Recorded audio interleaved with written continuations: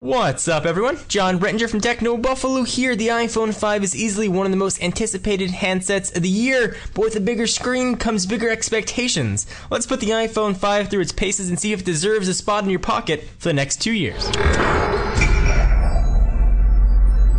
So let's start with one of the most important features of a phone's call quality. Our testing was done on an AT&T unit and it's been absolutely outstanding. I will say though, on about 10% of calls, I did have about a 1-second delay between when I would speak and when the caller could hear me. Haven't had any drop calls whatsoever. The antenna as well has been very strong. Previously we had only 2 to 3 bars of HSPA+. I now get 3 to 4, and that same thing is true with LTE as well. And the 3 mics have made for tremendous call quality. Folks on the other end of the line have not been able to tell that I was even on a cell phone. The hardware, as we've seen with previous Apple products, is absolutely outstanding. Everything has been given the finest amount of detail, from how it feels in your hand to how it sits on the desk. The attention to detail in the corners is really apparent. The anodized aluminum back is absolutely outstanding. We are seeing some reports of the black unit showing scratches easier than the white. We haven't had any such problems on our black unit, but you may want to check yours and take it out of the box. The phone feels incredibly light. It's 3.96 ounces are really hardly even noticed in the hand at all. Sometimes it's hard to even appreciate that there's a battery actually in there. So let's talk about what's powering this guy, the new A6 chip. The phone definitely feels faster. At least right now it's most evidenced in boot up times, incredibly quick. I never thought any previous iPhones were slow, but this one's definitely faster. App load times are very quick, especially when compared to the iPhone 4S or the 4, and Safari load times are especially quick as well. No support on the CDMA phones for voice and data at the same time, and that's for Verizon and Sprint, and that's through no fault of the carriers. That's due to Apple's chip architecture.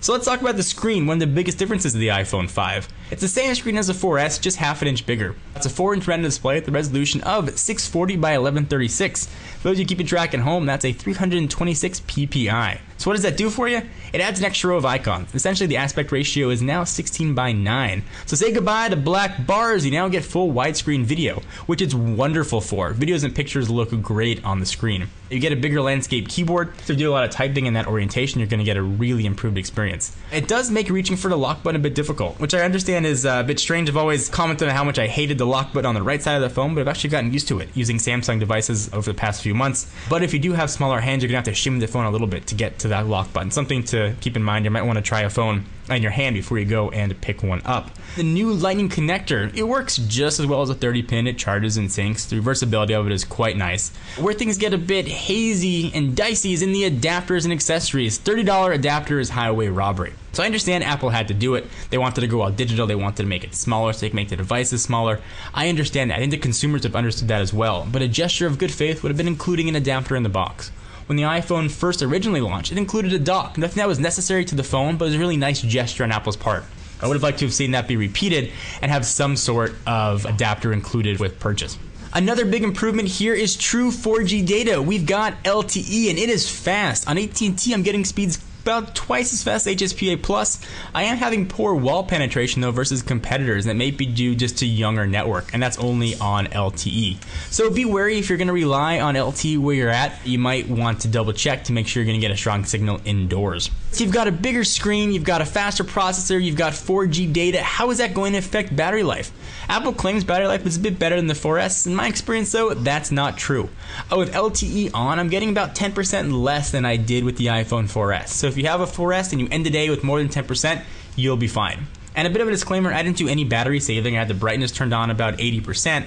I had email being pulled down every 15 minutes, text messages, a couple hours of phone calls, and I ended the day with about 20% battery life. Apple claimed you should get about 8 hours of talk time. I found that to be just about true. So there's been a lot of talk about the camera on the iPhone 5. We did a video comparing the 5 to the 4S. We noticed actually little difference in the still images, even in low light, which Apple was really touting. Video, that was another story. Image stabilization really helped the video quality, and the mic in the iPhone 5 sounded much better than the 4S. The front-facing camera also is great now for taking self-portraits. And of course, you got 720p for improved FaceTime or Skyping with your friends, family, or acquaintances. Panorama is also a really cool additional feature, something that we've had though in apps and other phones have had for quite a while, but it is nice to see it natively make its way to iOS. Some are reporting Wi-Fi issues. We haven't had any with our unit. I'm actually noticing tremendous increase in speed and range, and that's due to its multi-band support of 2.4 GHz and 5 GHz. So if you've got a router that broadcasts both, you're going to notice incredible range. When I pull into my garage, usually I maybe would have 1 bar of Wi-Fi. Now I've got full Wi-Fi signal, and it's fast Wi-Fi signal. So we've talked quite a bit about the hardware on the iPhone 5. Let's talk about the software that's powering it. Let's begin with what Apple got right in iOS 6. The app experience really is incredible with the iPhone. I've been using Android devices for the past 6 months, and I forgot how great it is when developers only have to code for one device. Although now they technically have to code for 2 screen sizes. But really, when it comes to experience and speed, I've noticed the iPhone really being an improvement there. Letterboxing is a pretty good solution for fragmentation. It's up to developers though on how they want to implement it, or whether or not they decide they want to implement it at all. If you've got a black iPhone, you'll hardly even notice it. The difference between the black outside bezel and the black screen just looks like a little smaller display. On the white phone, it's going to be a bit more evident, so you might want to keep that in mind to decide which color to pick up. Siri also has seen a lot of improvement. Although it's still in beta, it's now much faster. Initially, we compared it with Google Search, and it got blown away. Now, though, totally different story. They are on par, and some would say Siri's even better. She now speaks more naturally. You have a less robotic voice. You have more options for what you can do. You can search for sports, movies, or even open applications, and I think there's even a hint of a southern accent in there. Facebook integration as well is really nice. Apple's ecosystem just works. If you use a Mac or you want to do syncing with iCloud, including backups, everything just works really well. And shared photo sharing is also a very nice feature. So what's wrong in iOS 6?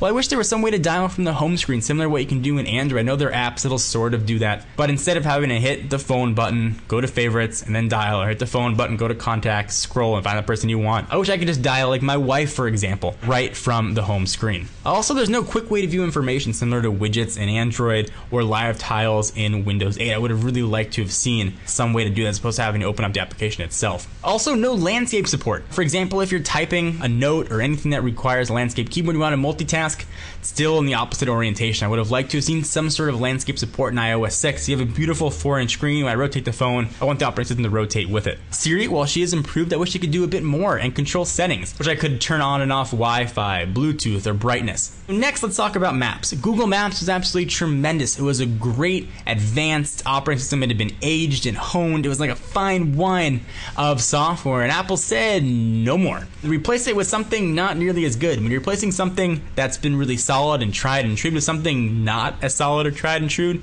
there is going to be backlash, and Apple has really seen that with Maps. And not to say it's all bad. Turn-by-turn direction actually works pretty well, but there are some glaring features. Flyover is neat to see, but instead of seeing buildings in 3D, I'd much rather see some version of Street View. So I'm going to a restaurant, I want to know what it looks like when I get there, so I'm not driving right past it. I don't really need to see what the tops of buildings look like. But I do expect subsequent versions of the operating system should improve the map experience. Apple is actively looking to hire, even rumors that they're hiring folks from the Google Maps team. So I expect Maps to become up very, very quickly. And then YouTube, keeping in line with what I did with Maps, any native Google application is now gone. It's been replaced on the iPhone with Google's own version, which gives you the same navigation you've seen with Android. I preferred the way Apple did their YouTube application, but that's just a personal preference. Passbook, I'm not sure where this one falls in the good category or the bad category. Right now it's a bit useless, but has potential to be useful. If you ever bought movie tickets on your phone and you have to take it in and have them scan it, essentially all Passbook does, it takes that barcode and that QR code, whatever it might be, puts it all in one place. Same thing with concert tickets, baseball tickets, and hopefully at some point with gift cards as well. And as developers start developing more apps for Passbook, it may get more useful, but the lack of NFC is really going to limit what Passbook can do. So what's the conclusion here? This is hands down the best iPhone yet. If you have an iPhone 4 or earlier, it's a great upgrade, absolutely going to be worth it. If you have a 4S, only upgrade if LTE and a bigger screen are must-haves. Otherwise, the majority of the features are OS-based to be had just by updating to iOS 6. As usual, Apple's years ahead of the competition when it comes to design, materials, and build quality. The only company that comes close is HTC, and it's a very distant second. The OS, when it was first released, really matched the hardware in terms of innovation. However, in subsequent versions, it's really fallen short. Not to say the operating system doesn't work. It works very well and it's very capable. It's just starting to show its age. Anyone looking to buy an iPhone or any smartphone, this is going to be a great purchase for you. So what does this get in the Techno Buffalo scale? 1 to 10, this phone gets a very solid 9. Points deducted for software, no voice and data over the CDMA networks, and lack of NFC. If you're in the market for a smartphone, this is going to be a great choice and it'll do a wonderful job keeping you company for the next 2 years. I'm John Rettinger from Techno Buffalo. Be sure to check us out for the latest and greatest tech news at technobuffalo.com.